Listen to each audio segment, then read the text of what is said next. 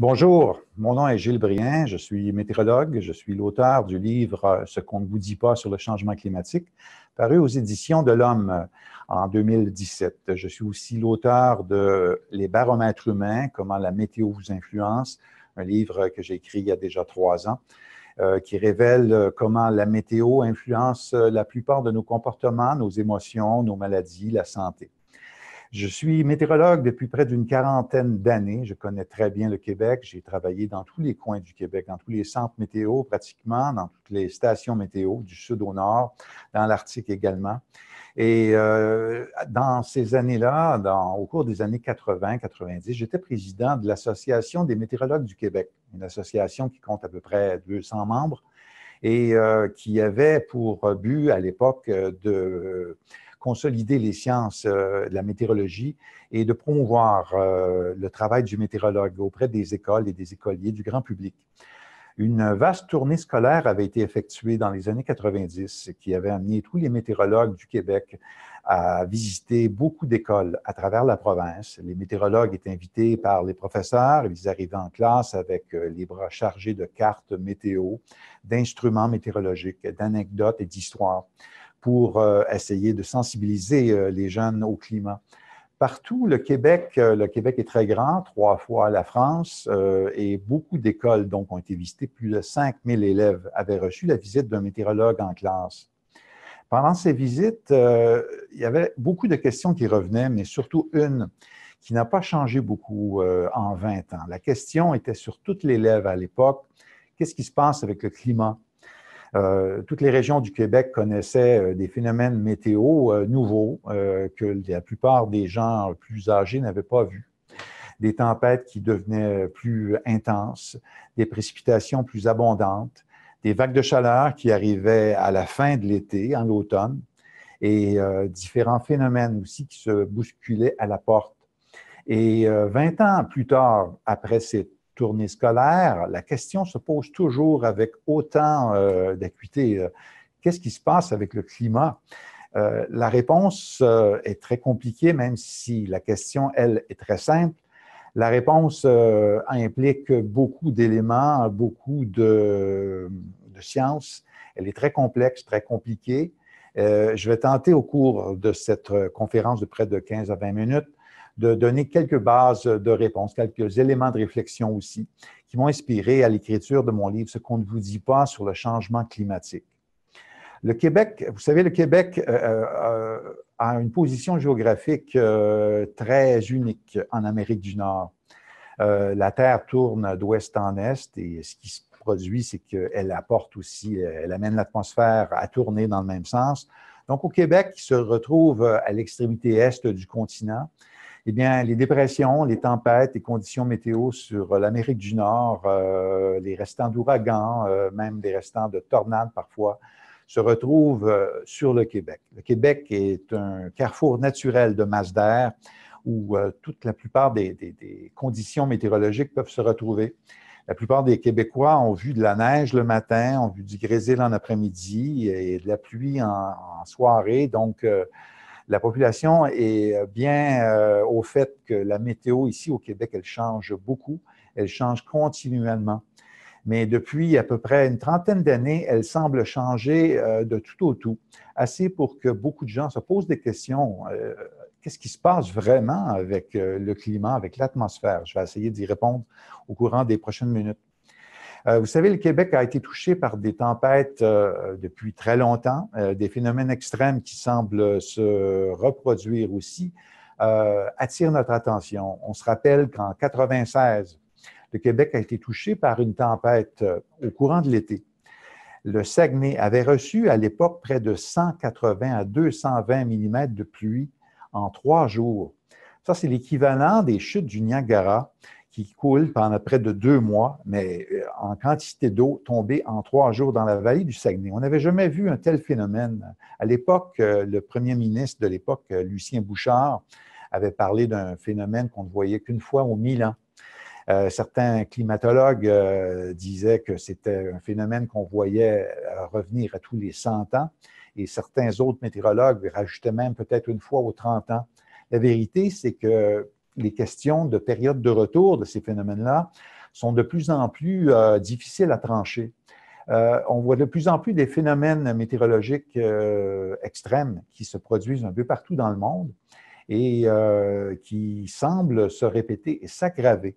Les pluies abondantes augmentent en Asie et en Europe depuis une dizaine d'années. Les pluies abondantes et la neige abondante aussi touchent de plus en plus les régions du continent, du Canada et du Québec. Les vagues de chaleur aussi se sont accentuées au courant des 30 à 40 dernières années. On a vu des canicules en Europe. On a vu aussi des vagues de chaleur qu'on n'avait jamais vues en Orient et en Asie. Tous ces phénomènes-là sont pointés du doigt en raison des changements climatiques. Et c'est une des raisons qui fait que beaucoup de gens se posent des questions sur le changement climatique.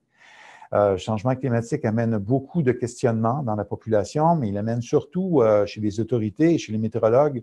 La plus grande crainte, c'est que les phénomènes extrêmes, comme on a connu, se reproduisent de plus en plus souvent. Parce qu'en 96, le déluge du Saguenay, on croyait que c'était une fois aux 1000 ans, 100 ans, mais on se disait qu'on ne verrait pas ça au courant des prochaines années. Or, 2 ans plus tard, en 98, le Québec a été touché par une tempête de verglas qu'on n'avait jamais vue dans l'histoire. Jamais vu, c'est-à-dire une couche de glace de 100 à 120 mm, c'est-à-dire 10 à 12 cm de glace, jusqu'à 18 cm de glace dans le Triangle Noir, une région à Montérégie qui avait reçu le maximum de précipitations verglaçantes. 18 cm de glace, c'est l'équivalent d'un 3, peut-être 2 à 3 annuaires de téléphone. Donc, une épaisseur de glace énorme et qui cause beaucoup de dégâts. En fait, on a eu 25 décès au courant de cette tempête, alors que le déluge du Saguenay avait occasionné des dommages de 1 milliard en dégâts. 2 ans plus tard, avec le verglas, on en était à près de 5 milliards en dommages. Alors, avec autant de catastrophes, c'est très légitime de se poser la question, qu'est-ce qui se passe avec le climat? Est-ce que le futur va ressembler à ce qu'on a connu dans les dernières années? Les Québécois aussi ont vu quelque chose de très étrange l'année dernière, en 2017, au courant d'un été qui a été un peu moche. Il n'y a pas eu de chaleur, il n'y a pas eu beaucoup de température au-dessus de 30 degrés. Il a fallu attendre la fin de l'été, le début de l'automne, pour avoir des canicules historiques aussi, qui ont fait en sorte que le Marathon de Montréal, un événement connu ici depuis déjà une quarantaine d'années, c'était la première fois que l'événement était annulé en raison des températures élevées. Et ça, c'est bien documenté en sciences que les températures élevées, quand vous pratiquez un sport extérieur, peuvent être très dommageables à votre santé. On sait que les coureurs, en fait, qui font du jogging, peuvent éliminer produire 4 litres de sueur en transpiration là, durant une course de près de 5 à 6 heures. Alors, si vous rajoutez une température de 30 à 35 degrés sur des conditions qui sont déjà difficiles, vous avez des cas d'hypothermie, hyperthermie surtout. Et au marathon de Boston, de New York, c'est ce qu'on observe depuis quelques années. Les périodes de chaleur font en sorte que de moins en moins de coureurs vont terminer la course. Et au Québec, c'est tout nouveau. Vous savez, les Québécois avaient l'habitude de prendre leurs vacances pendant les 2 dernières semaines de juillet depuis très longtemps. C'était le temps traditionnel où il faisait beau, où le temps était ensoleillé. Maintenant, ce beau temps, on le retrouve en septembre et même en octobre. Depuis près de 3 à 4 ans, c'est ce qu'on observe au courant de l'automne au Québec. Très peu de chaleur durant l'été, mais des canicules même monstres qui arrivent en septembre et en octobre. Avec des ouragans aussi. L'année 2017 a été exceptionnelle.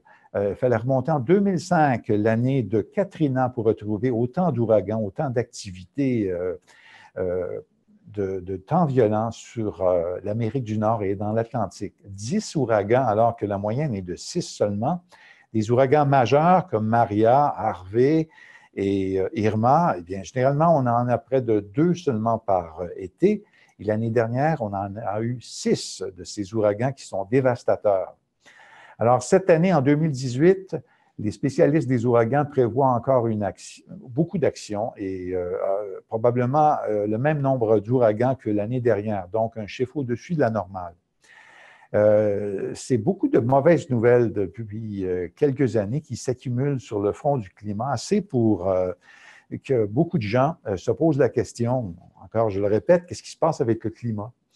Malheureusement, pour le savoir, le débat sur le changement climatique a un biais, c'est-à-dire vous avez des propos scientifiques, beaucoup de jargon qui entoure ce débat-là, et la plupart des gens, malheureusement, ne sont pas calés en sciences. On ne parle pas de docteurs en climatologie, mais beaucoup de gens qui sont préoccupés, qui sont inquiets avec le changement du climat. Malheureusement, le débat sur le changement climatique souffre beaucoup de manque de transparence. Et en fait, le débat a été kidnappé par les 4 groupes d'intérêt qui existent sur le sujet. Vous savez, le changement climatique, vous avez premièrement beaucoup de climato-sceptiques. C'est la moitié pratiquement des Canadiens, la moitié des Américains. La plupart des Américains, au-dessus de 40 ans, ne croient pas au changement climatique, ne croient pas que le climat est en train de se réchauffer en raison de l'activité humaine. Même les météorologues américains sont très ambivalents sur la question. Les climato-sceptiques sont très puissants. C'est des gens qui possèdent des postes de télé, des postes de radio. Ils ont même la Maison-Blanche aux États-Unis. Leur discours est très écouté et leurs arguments portent beaucoup chez énormément de gens. Et partout dans le monde, c'est à peu près le même genre de division qu'on retrouve. Le changement climatique sépare et divise des familles, des spécialistes aussi qui parfois penchent d'un côté ou de l'autre. Au niveau politique, c'est la même chose aussi. Vous avez beaucoup de députés, beaucoup de dirigeants, de leaders gouvernementaux qui ne croient pas au changement climatique. C'est le cas de l'ancien président de la France, Sarkozy, qui a souvent dit qu'il faut être très arrogant pour penser que l'homme peut changer le climat, mais il faut croire que oui. Vous avez aussi le président russe, Poutine, qui, lui, blague souvent sur le changement climatique. Il trouve que c'est une bonne chose, on va dépenser moins en manteaux de fourrure si le climat se réchauffe. Pour ce qui est du président américain, on sait aussi qu'il apporte peu de foi au changement climatique. Pour lui, c'est de la frime, c'est de la bullshit, le terme utilisé dans son argument principal, que le changement climatique est une invention des Chinois et des scientifiques. Mais écoutez, le changement climatique, on le voit partout présentement. On le voit dans la faune, on le voit dans la flore, on le voit dans le ciel. On voit présentement des poissons qui n'existent pas au nord de New York, des barracudas, c'est des poissons des régions tropicales qui maintenant migrent vers le nord. Vous avez aussi des maladies tropicales comme la malaria qu'on n'avait jamais vue au New Jersey ou à New York, ou même à Toronto. Et présentement, vous avez des cas qui sont répertoriés de malaria aussi au nord que ça. Vous avez aussi des insectes ravageurs qui commencent à mettre à mal les forêts du Québec. C'était le cas dans l'ouest du pays, dans le Pacifique. Et là, ici au Québec, vous avez la maladie de Lyme, vous avez certains insectes qui amènent des virus, avec des tiques surtout, et qui propagent des épidémies qui sont en train de changer le portrait, le visage global du Québec. Les changements climatiques sont réels. Le réchauffement climatique est quelque chose qui existe et dont on a la preuve formelle. On a la preuve dans les arbres. Vous savez que les arbres enregistrent dans le tronc de l'arbre. Si vous coupez un arbre, vous allez voir des anneaux de croissance. Chaque anneau représente une année de croissance de l'arbre. Eh bien, il y a certains arbres qui vous racontent l'histoire de la météo sur 3000 ans, 4000 ans en Amérique du Nord. Et on le voit bien qu'on est capable de revenir dans le temps avec ces arbres-là et de déterminer qu'il y a eu des périodes plus froides, plus chaudes dans l'humanité. C'est la même chose avec des glaciers aussi du Groenland et du nord du Canada. Certains glaciers ont près de 800 000 ans d'âge. Donc, avec des échantillons de glace, on est capable d'aller chercher une carotte, c'est-à-dire un échantillon d'1 mètre de glace, qui va contenir des bulles d'air de l'époque il y a près de 100 000 ans, 200 000 ans, même on remonte jusqu'à près de 800 000 ans. Avec tout ça, les scientifiques peuvent dresser un bilan, un portrait assez juste du climat des derniers millénaires. Et on a la preuve formelle que le climat est en train de se réchauffer. Sauf qu'au Québec, c'est très difficile pour les Québécois de comprendre qu'un seul degré peut faire la différence entre une météo normale et du temps extrême. Parce que tous les Québécois sont habitués à connaître des températures de moins 40 en hiver, des températures de 40 en été. Alors, 1 degré de plus ou de moins, on se dit, ça ne change pas le monde, mais on est capable de faire avec. C'est une grave erreur. C'est une erreur qui est compréhensible parce que c'est la perception humaine, mais 1 degré, juste 1 degré de différence, c'est comme prendre votre maison et la déplacer 60 km au sud ou au nord. La différence de température entre Montréal et Québec est pratiquement de 2 degrés seulement, 2 à 3 degrés. Mais avec cette différence-là, qui est très minime, vous avez une différence remarquable entre la période de baignade à Québec et à Montréal aussi.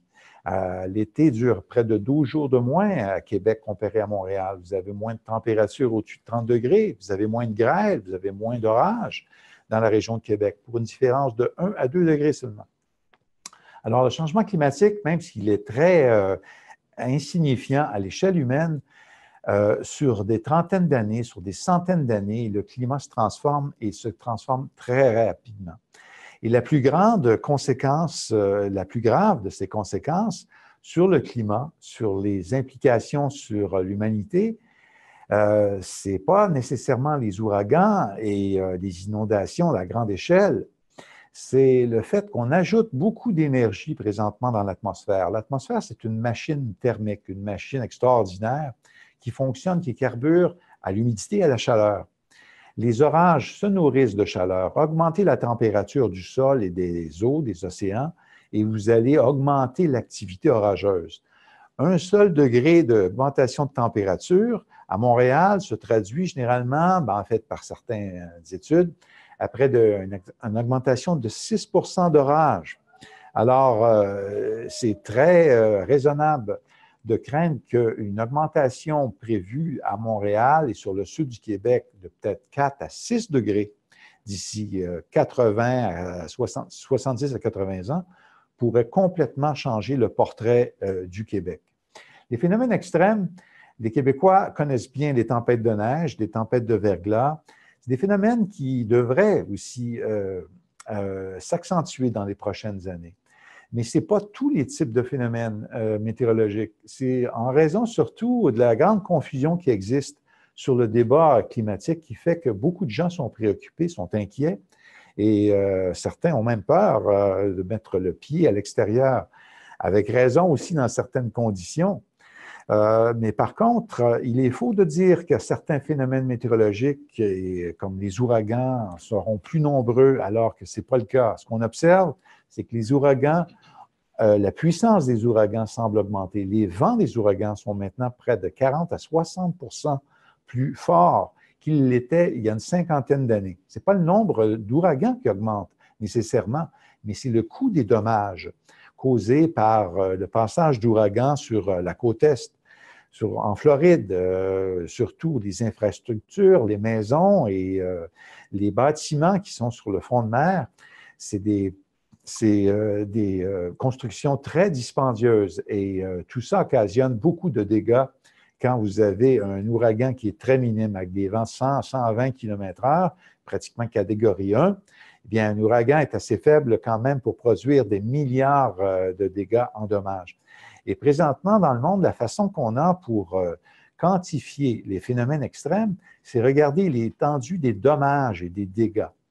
Ça, c'est une compagnie dans le monde qui s'appelle Munich Re, qui est l'assureur des assureurs, qui fait le constat année après année que les changements climatiques occasionnent beaucoup de dommages et que les phénomènes, les désastres naturels augmentent. Ça peut être trompeur parce qu'on va mettre dans le même sac des séismes, des tsunamis, des tremblements de terre avec des ouragans, des inondations, mais un tremblement de terre est un phénomène extrême, mais qui n'a pas beaucoup de lien avec un phénomène météorologique.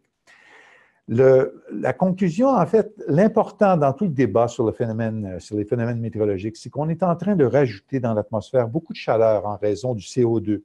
C'est un gaz réchauffant que les humains utilisent. On l'utilise dans nos carburants automobiles, dans la construction de nos maisons, dans pratiquement tous les procédés industriels. Vous savez, le pétrole, avec le pétrole, on construit beaucoup de plastique, beaucoup de composés organiques.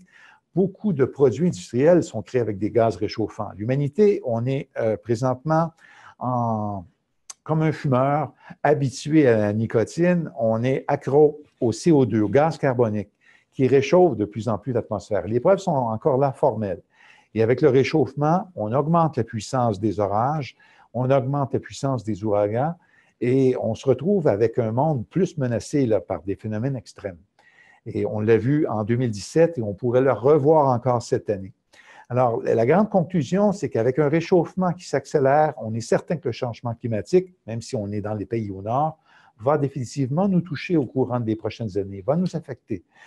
Vous avez des gels en Floride qui se répercutent sur le prix du café et des oranges par la suite. Les ouragans, c'est la même chose. Le climat et les nuages sont les seuls éléments qui peuvent franchir les frontières sans se faire tirer dessus.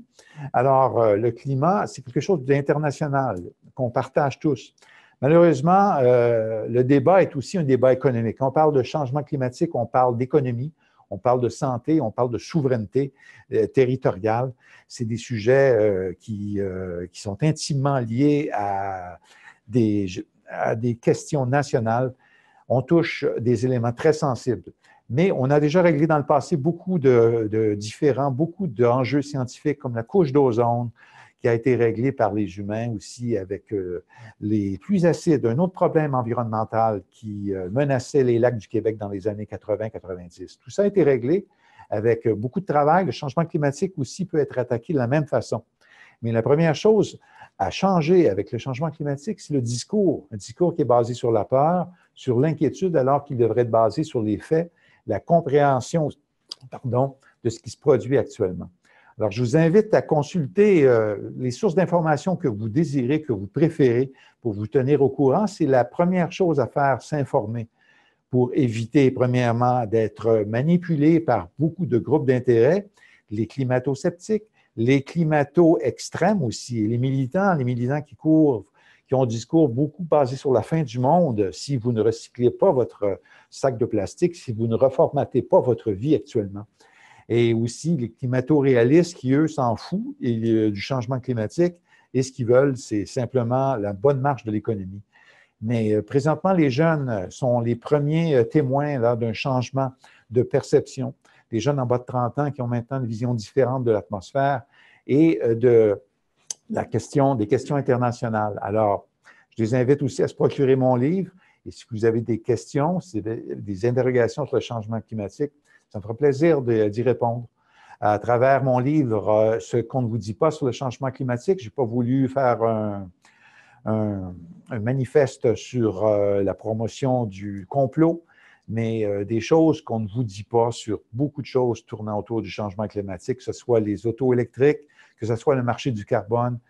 Beaucoup d'éléments dépendent de la question climatique, car derrière le climat, c'est la question de l'énergie qui est cachée, qui est occultée surtout.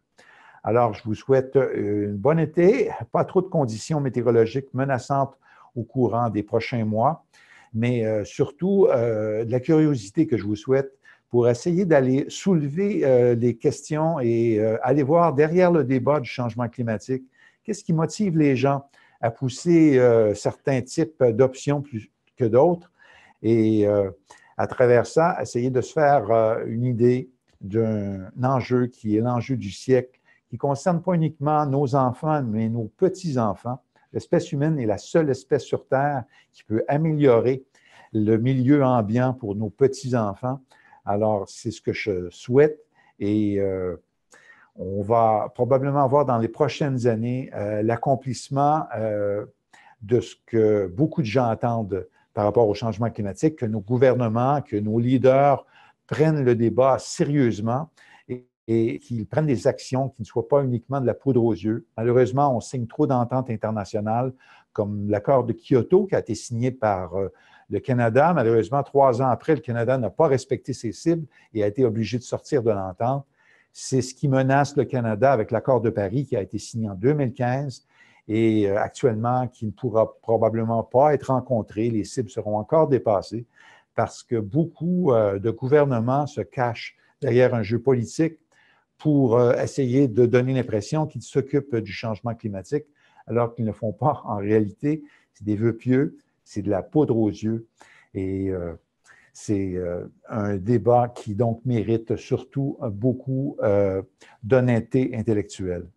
Alors, si vous avez des questions sur le changement climatique, je vous invite à communiquer avec moi ou à écrire directement aux Éditions de l'Homme à travers l'interface de cette webconférence. J'attends vos questions, ça me fera plaisir d'y répondre. Alors justement, j'ai une première question.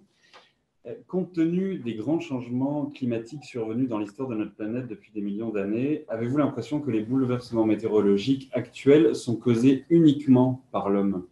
C'est la grande question que la plupart des gens se posent, et pas uniquement des gens de la rue, la plupart des scientifiques aussi. Parce qu'on s'entend sur une chose, le climat se réchauffe. Ça, c'est indéniable. Pourquoi il se réchauffe maintenant? La Terre change continuellement de climat. Il y a à peu près 12 000 ans, ici au Québec, vous aviez une couche de glace de 2 km d'épaisseur qui recouvrait tout le territoire, jusqu'au New Jersey, jusqu'au Massachusetts. Alors, c'était une période glaciaire. Cette période-là, c'est la dernière qu'on a connue. On connaît présentement une période interglaciaire au Québec. Donc, ça se réchauffe, c'est naturel, parce que les températures, s'adoucissent. Mais ça, c'est la contribution du climat qui varie naturellement. Mais par-dessus ça, vous avez l'humanité qui réchauffe l'atmosphère avec le rejet de millions de tonnes. Écoutez, 110 millions de tonnes de gaz à effet de serre sont libérées dans l'atmosphère tous les jours. Elles ont des conséquences. Maintenant, la question de savoir quelle est la proportion de l'un ou l'autre. Présentement, la plupart des études déterminent que la variabilité du climat est attribuée à 30 à 40 de responsabilité sur le changement climatique, alors que l'homme aurait une responsabilité de 60 à 70 Donc, tout n'est pas blanc, tout n'est pas noir, tout est dans les nuances de gris. Alors, une deuxième question. Croyez-vous qu'un jour, grâce à une meilleure compréhension de la dynamique atmosphérique, nous arriverons à contrôler notre climat pour éliminer les risques d'un ouragan, d'une tornade ou de pluie diluvienne? L'humanité a été très inventive depuis une centaine d'années pour se protéger des intempéries. On a inventé le paratonnerre, on a inventé le parapluie, la crème solaire.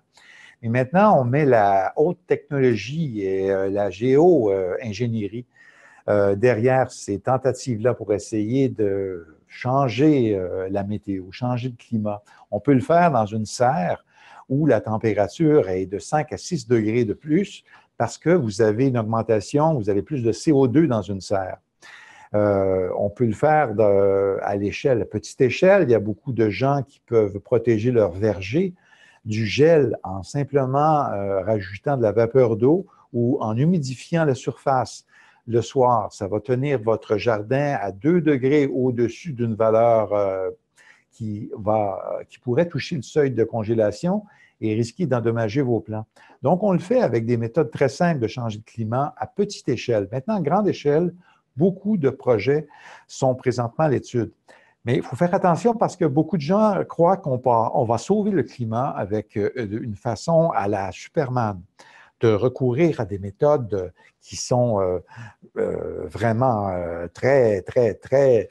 On parle de grandes technologies, on parle de parasols qui seraient déployés dans l'espace entre la Terre et le Soleil qui pourraient réduire l'insolation. On parle même de rajouter dans les océans des particules, des petits miroirs sur lesquels des satellites pourraient réchauffer la surface de l'océan pour obliger l'ouragan à dévier de sa trajectoire. La chaleur dans les ouragans est l'aliment principal des ouragans. Alors, si vous pouvez influencer cet élément-là, vous pouvez affecter la direction d'un ouragan. Donc, c'est des méthodes qui sont beaucoup envisagées actuellement, mais c'est aussi un appel à la prudence qui est demandé chez beaucoup de gens parce que, vous savez, c'est un peu comme jouer l'apprenti sorcier quand on pense manipuler des forces qui nous dépassent, des forces de la nature. On ne sait pas ce qu'il nous pense, en fait, le résultat pourrait nous amener. C'est le futur qui va surtout le montrer dans les prochaines années.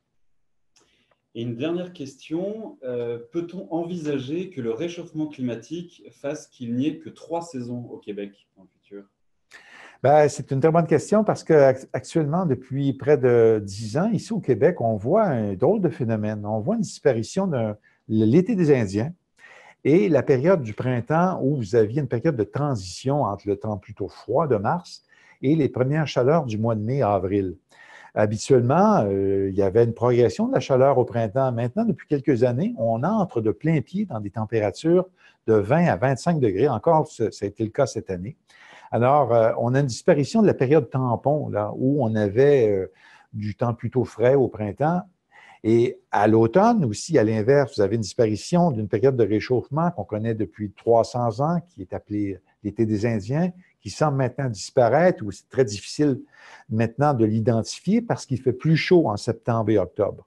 Donc, dans les prochaines années, définitivement, ce qu'on va voir, c'est qu'on va voir amplifier des températures pendant l'été, avec des températures plus élevées, surtout la nuit, et des températures de l'hiver avec des températures minimum qui ne sont pas aussi froides, mais deux régimes de température à l'année, du temps plus froid en hiver et du temps plus chaud et humide en été, avec donc deux périodes qui vont perdre de leur importance traditionnelle, le printemps et l'automne. Alors, si vous avez d'autres questions encore là, je vous invite à me contacter. Le climat est quelque chose qui influence beaucoup les gens. On parle beaucoup de dangers dus à la couche d'ozone, aux UVB et à différents phénomènes reliés au climat, mais on oublie aussi que le climat est un constructeur de peuples. Dans les climats du Nord, on observe certains phénomènes qu'on ne voit pas dans la société, dans les courants du Sud. On le voit aussi dans la faune. On voit certains types de phénomènes qui n'existaient pas avant. On voit aussi des espèces animales se diriger maintenant vers le nord. Certains pays vont en profiter, comme le Québec. On retrouve présentement plus de crustacés et de homards dans l'estuaire du Saint-Laurent parce que les eaux du golfe du Maine, des régions de la Nouvelle-Angleterre, se réchauffent très vite. Le saumon et beaucoup d'espèces présentement de poissons sont en train de migrer dans des eaux plus froides au Québec, au Canada. Donc, on voit présentement une augmentation des pêches de près à 20 à 25 dans les îles de la Madeleine et en Gaspésie en raison du changement climatique. Donc, le changement climatique, ce n'est pas uniquement une liste de mauvaises nouvelles. Il y a des avantages au moins, mais il ne faudrait pas que ça réchauffe trop parce qu'une hausse de température qui va dépasser 2 à 3 degrés, eh bien ça, tout le monde va payer pour. Et pas uniquement dans votre assiette, on va le voir aussi en termes de régime politique, parce que le climat aussi est capable d'ébranler le régime politique de beaucoup de pays. Et on l'a vu dans les dernières années, en Irak surtout, qui a connu une sécheresse monstre. Il y a beaucoup d'Irakiens, 2 à 3 millions se sont réfugiés dans les villes, et tout ça a été à l'origine du printemps arabe il y a près de 4 ans. Donc, un phénomène simplement climatique a pu bouleverser un peu la marche du monde. C'est inquiétant et préoccupant quand on y pense pour l'avenir surtout. Alors, je vous remercie beaucoup à tous ceux qui ont participé, qui ont des questions. Vous pouvez toujours m'écrire ou bien aller chercher dans mon livre ce qu'on ne vous dit pas sur le changement climatique. Un livre qui se passe de jargon, de graphique. J'ai voulu aussi écrire quelque chose qui s'adresse aux gens